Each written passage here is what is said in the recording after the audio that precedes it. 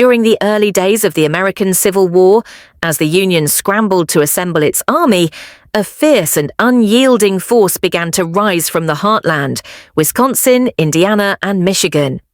They were ordinary men, farmers, blacksmiths, schoolteachers, without formal military training, but forged in the values of hard work, patriotism, and grit. They would become something extraordinary.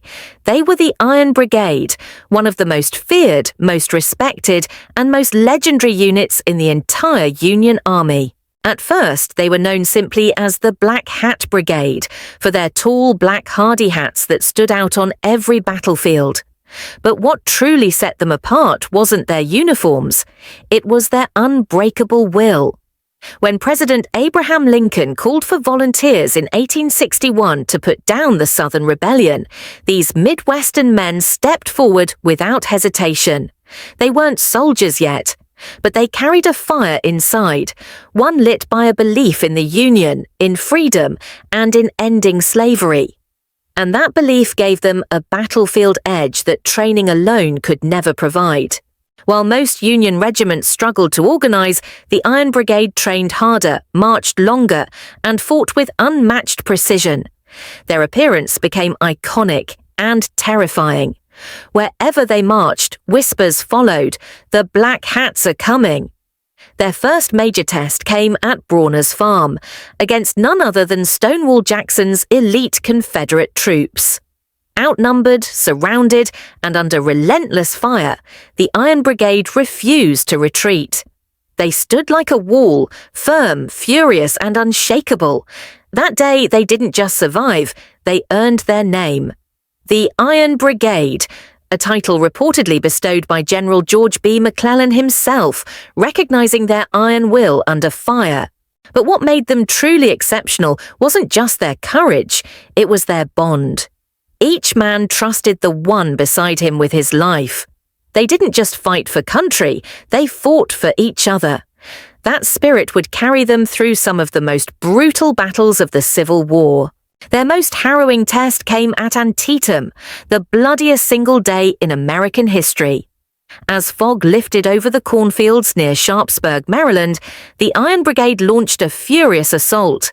The field looked calm, but in moments it became a slaughterhouse.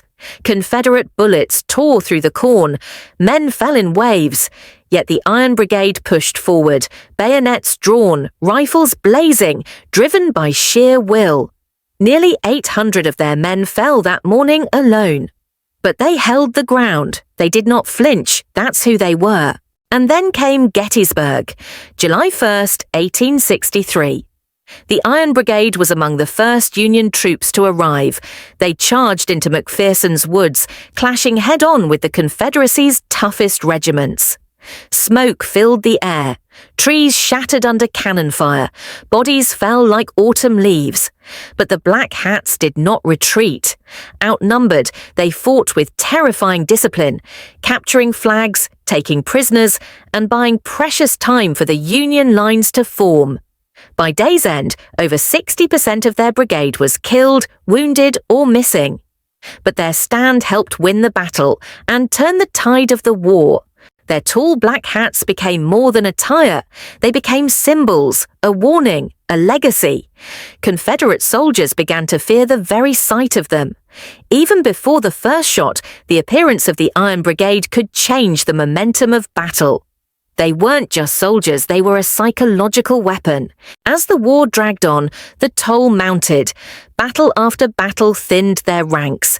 Many who once marched in perfect formation were gone, replaced by fresh faces who inherited a heavy legacy. But the spirit of the Iron Brigade lived on. By the war's end, in 1865, they had paid a staggering price. Few units suffered more, few gave so much. And yet, those who returned home were hailed as more than veterans. They were heroes. In towns across the Midwest, their stories were told around dinner tables and schoolhouses. Their names were etched into history. Today, memorials stand in their honor. Historians still study their tactics. Reenactors wear their black hats with pride.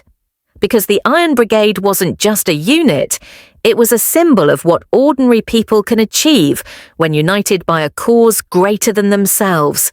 They proved that courage isn't the absence of fear, it's standing tall when fear is all around you. The Iron Brigade stood. When others broke, they held. When others fled, they fought.